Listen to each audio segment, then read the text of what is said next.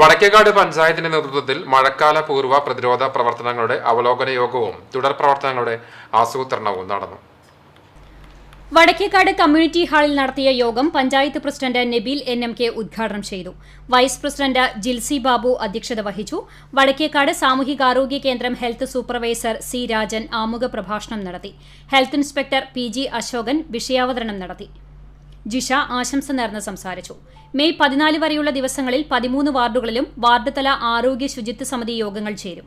May 10 മുതൽ 20 വരെയുള്ള ദിവസങ്ങളിൽ സ്ഥാപനങ്ങളുടെയും പൊതുസ്ഥലങ്ങളുടെയും ശുചീകരണം, മെയ് 13, 14 ദിവസങ്ങളിൽ തോട്ടങ്ങളിലും നിർമ്മാണ സ്ഥലങ്ങളിലും ശുചീകരണം, കൊതുകിന്റെ ഉറവിട നശീകരണ പ്രവർത്തനങ്ങൾ, മെയ് 16 ദേശീയ ഡെങ്കിപ്പനി ദിനാചരണം, മെയ് 17, 18 തീയതികളിൽ നിപ്പ വൈറസ് പ്രതിരോധ ബോധവൽക്കരണ പ്രവർത്തനങ്ങൾ, ആശുപത്രികളിൽ അണുനശീകരണ പ്രവർത്തനങ്ങൾ, മെയ് 20, 21, 22 തീയതികളിൽ ഗാർഹിക പൊതുസ്ഥല ഉറവിട നശീകരണ പ്രവർത്തനങ്ങളും ഈഡിസ് കൊതുക് സാന്ദ്രത കൂടിയ പ്രദേശങ്ങളിൽ ജനപങ്കാളിത്തത്തോടെ സംയോജിത കൊതുക് നിയന്ത്രണം, മെയ് 21 ഹെൽത്തി കേരള പരിശോധനയുടെ ഭാഗമായി ശുചിത്വ പരിശോധന, മെയ് 29 മുതൽ ജൂൺ 10 വരെ ജലശുദ്ധീകരണ ബോധവൽക്കരണ പരിപാടി, മെയ് 31 ലോക പുകയിലരഹിത ദിനം ആഴ്ചയിലൊരിക്കൽ ഡ്രൈഡേ ആചരണം എന്നീ പ്രവർത്തനങ്ങൾ നടത്തും. യോഗത്തിൽ വികസനകാര്യ standing committee chairman Sreedharan Makkalikkal സ്വാഗതവും സീനിയർ ക്ലർക്ക് ശശികുമാർ നന്ദിയും പറഞ്ഞു.